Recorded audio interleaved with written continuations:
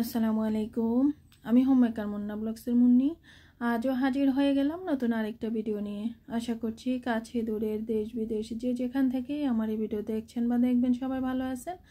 আমরা আলহামদুলিল্লাহ ভালো আছি। আজকের ভিডিওর শুরুতেই আপনাদের সাথে পিঠা শেয়ার করছি। তো পিঠা বানাবো, তার জন্য আমি পুরটা রেডি করে নিচ্ছি। এখানে নারকেল কোড়া দিয়েছি, ফ্রোজেন নারকেল ছিল ফ্রিজে, তো সেটা না বের করে নিয়েছি। তারপর হচ্ছে গিয়ে গুড় দিয়ে দিলাম, তবে গুড় অল্প দিয়েছি আর বাকিটা আমি চিনি দিয়ে দিয়েছি।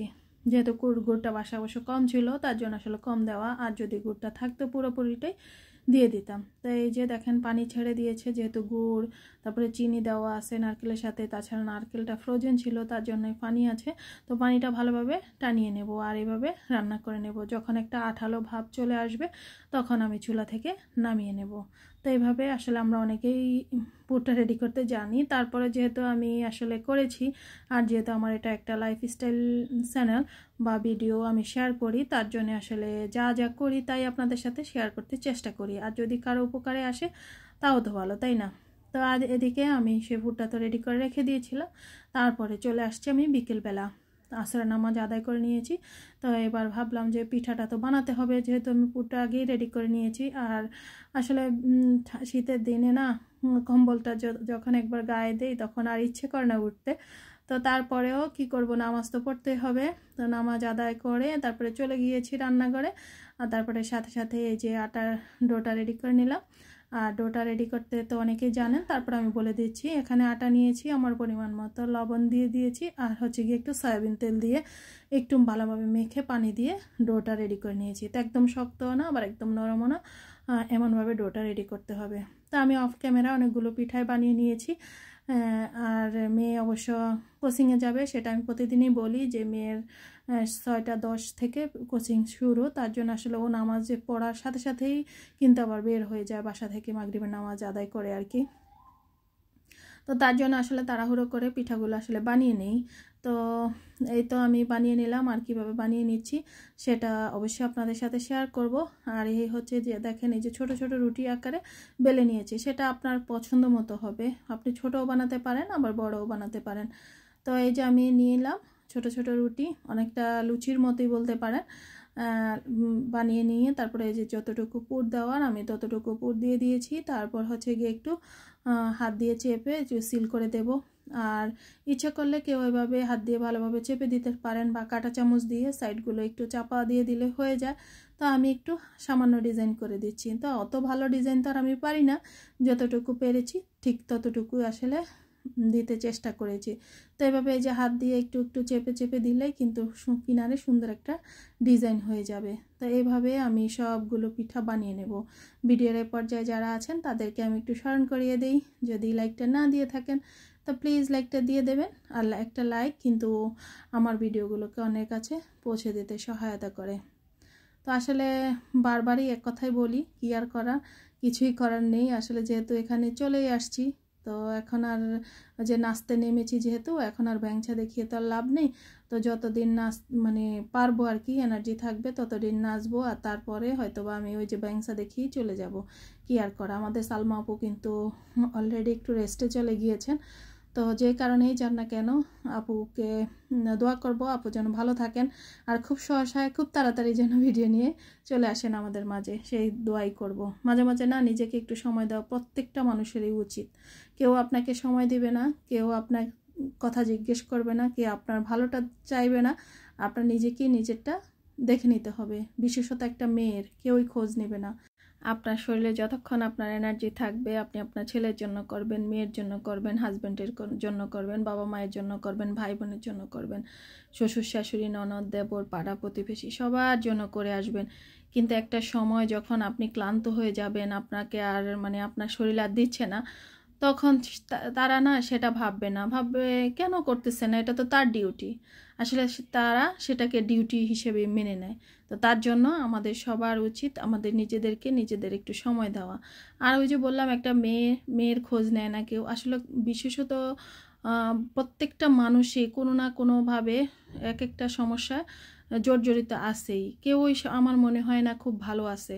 সবারই কিছু না কিছু সমস্যা থাকে, অনেকের শৌখের অসুখও থাকে, যেমন অনেকে ভালো আছে তারপরে বলবে ভালো নেই, সেটাকে আমি বলবো সুখের অসুখ। তো যাই হোক, আমি অনেক বড় বড় কথা বলে ফেলেছি। আসলে জীবনটা তো আর কম দেখলাম না, হয়তো 3 কাল গিয়ে 1 কালে ঠেকেছে। তো অনেক কিছুই দেখেছি, শিখেছি, জানতেছি, কি আর করার। তো এই তো দেখেন, আমি কিন্তু পিঠাগুলো বানিয়ে নিয়েছি, বাকি পিঠাগুলো কিন্তু বানিয়ে নেব। আর আমার ভাইরাও আছে, তারা সহ খুব মজা করে পিঠাগুলো খেয়েছিলাম। এগুলো তেলে ভাজা পিঠা, আর বাকি পুরটা রেখে দিয়েছিলাম, সেটা আবার অন্য দিন পিঠা বানিয়ে নিয়েছিলাম, সেটাও ইনশাল্লাহ শেয়ার করবো আগামী কোনো একটা ভিডিওতে। তারপরে এটা হচ্ছে গিয়ে পরের দিন সকালবেলা নাস্তা খাওয়ার পর, নাস্তা অলরেডি খেয়ে ফেলেছি। তো শুক্রবার ছিল সেই দিন, এই তো শুক্রবার, আজ তো হচ্ছে গিয়ে সম্ভবত রবিবার। আমি রবিবার রাতের বেলা ভয়েসটা দিচ্ছি, ভিডিওটা রেডি করলাম আপনাদের সাথে শেয়ার করব বলে। সোমবার দিনটা ভিডিওটা আপলোড হবে ইনশাল্লাহ। তো এটা শুক্রবারের ভিডিও, আর শুক্রবারে কিন্তু বাজারটা করেছিল, বিশেষত আমি বৃহস্পতিবারে বাজারটা করাই। তো খান সাহেবকে বললাম, যেহেতু বৃহস্পতিবারে আসলে সময় পাচ্ছিল না, আর ওনার শরীরটাও ভালো ছিল না, তার জন্য নিষেধ করেছিলাম বাজারটা যেন না আনে। তো বললাম যে না আনলেও চলবে, কিন্তু শুক্রবার আবার ছেলের বার্থডে ছিল 24শে জানুয়ারি, তো একটু চিকেন লাগতো। তো তার জন্য আসলে উনি গিয়েছিলেন, তো বললো যে মাছ আনবে কিনা, তো বললাম যে অল্প করে যেন নিয়ে আসে। তো উনি আবার মাছটা একদম টুকরো টুকরো করে নিয়ে আসছে, বললো যে তুমি আবার বাসায় আনলে সেটাকে আবার কাটতে হবে, আমি কেটেই এনেছি, কেবল ধুয়ে রেখে দিলে হয়ে যাবে। আর চিকেনগুলো তো তুমি তোমার মতো করে সাইজ করবে, তার জন্য সেটা আর কাটি নাই, এমনি ছিলে এনেছি, তো তুমি ঠিক করে নিও সেটা। তো আমি মাছগুলো ধুয়ে নেব, আর চিকেনগুলো আমি আমার মতো করে কেটে নেব। আর এই যে পাগুলো কিন্তু সবাই এখন খায়, আগে বাসায় তেমন একটা পা কেউই খেত না, যেমন আমার ভাই খেত না, খান সাহেব খেতেন না, আমার ছেলে এখনও খায় না, আমার ছেলে কিন্তু পা খায় না, মুরগির মানে গিলা খায় না, তারপরে হচ্ছে গিয়ে নরম যে কোনো জিনিস খেতে চায় না, তারপরে কলিজাটা মাঝে মাঝে খায়, আবার মাঝে মাঝে খায় না। তো খান সাহেব কিন্তু আগে নাকি পা খেতেন না, এখন পা খান। আর তার জন্য আসলে পাগুলো আমি খুব যত্ন সহকারে পরিষ্কার করি, যেন কোনো ঝামেলা না থাকে, আর এজন্য আসলে খেয়ে নেয় আর কি।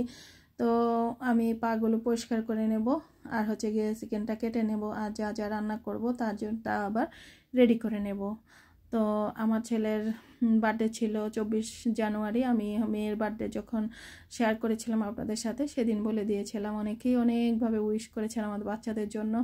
আপনাদেরকে অসংখ্য অসংখ্য অসংখ্য ধন্যবাদ, আপনাদের কাছে কৃতজ্ঞতার কোনো শেষ নেই। এভাবেই পাশে থাকবেন, এভাবে আমার পরিবারের জন্য আপনারা সবাই দোয়া করবেন, সেই কামনাই করছি।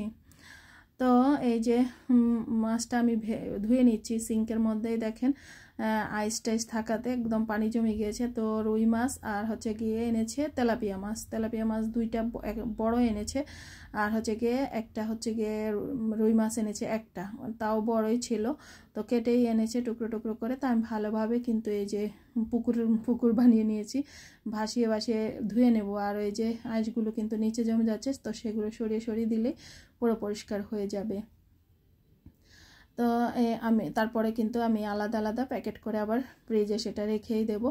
আর তেলাপিয়া মাছের বুকের যে পিসগুলো আছে আর কি, কোলের পিসগুলো, সেগুলো আমি আবার একটা রেসিপি করব, সেটাও আগামী ভিডিওতে আপনাদের সাথে শেয়ার করব ইনশাল্লাহ।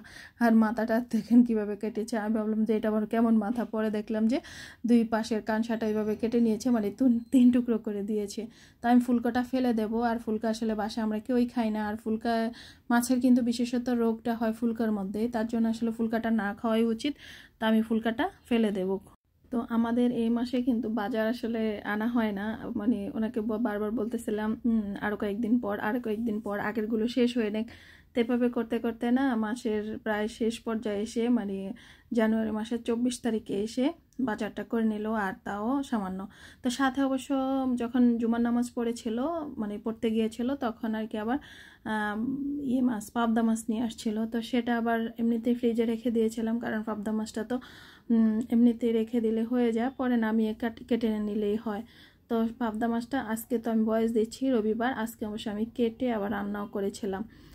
তো এভাবে আসলে বাজারগুলো করা হয়। আর আমি কিন্তু আসলে গত মাসে যে বাজার করেছিল, মানে 24 সালের ডিসেম্বরে যে বাজার করেছিল 2 দিন 15 দিন অন্তর অন্তর, তো সে বাজারটা দিয়েই আমি কিন্তু ডিসেম্বর মাস তারপর হচ্ছে গিয়ে জানুয়ারি মাসের প্রায় শেষ পর্যন্ত আসলে চালিয়ে দিয়েছিলাম, মানে 1 মাসের বাজার দিয়ে আমি 2 মাসটাই চালিয়ে দিয়েছিলাম।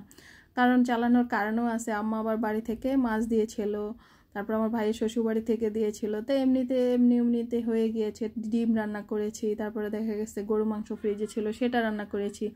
তো এভাবে আসলে না হয়ে গিয়েছে আর কি। তো আসলে আমরা যদি একটু মানে বুদ্ধি করে চলি তাহলে কিন্তু দেখা গেছে যে অল্প খরচে বা অল্প টাকায় আমরা মাছটা চালিয়ে দিতে পারি। তো আসলে যার যার সংসার বুঝে বা যার যার অবস্থা বুঝে মানুষ খরচ করবে, এটাই স্বাভাবিক। যার যতটুকু আছে সে ততটুকুই করবে। আর অনেক সময় দেখা গেছে যে মেহমান চলে আসে, তখন তার আসলে নিজের মতো করে চলা যায় না বা কিপটামি করলেও হয় না। আর কিপটামি করবে কি জন্য, জমা করবে কাদের জন্য? যদি আমি স্বাচ্ছন্দ্য বোধ মতো থাকতেই না পারি, যদি আমার মানে চাহিদা এটাই ঠিক মতো না পূরণ করতে পারি, তাহলে আর জমা করে কী লাভ বলেন? তো তার জন্য যতটুকু আছে যা আছে সেটাকে একটু ম্যানেজ করে চললেই হলো আর কি। তো আমি এই যে 4টা মুরগি এনেছে, তো 4টাই কিন্তু আমি একটু ভালোভাবে ধুয়ে নিয়েছি, যেহেতু রক্ত গায়ে লেগেছিল, তার জন্য পানি ঝরতে আমি সিঙ্কে রেখে দিলাম। তারপর আমি কেটে নেব অফ ক্যামেরায়। তারপর হচ্ছে গিয়ে পাগুলো মানে যেহেতু একটু ভাপিয়ে নিতে হবে, তো গরম পানি করে নিলাম। তো এবার পাগুলো চুবিয়ে নিচ্ছি, তারপরে ছিলে নেব।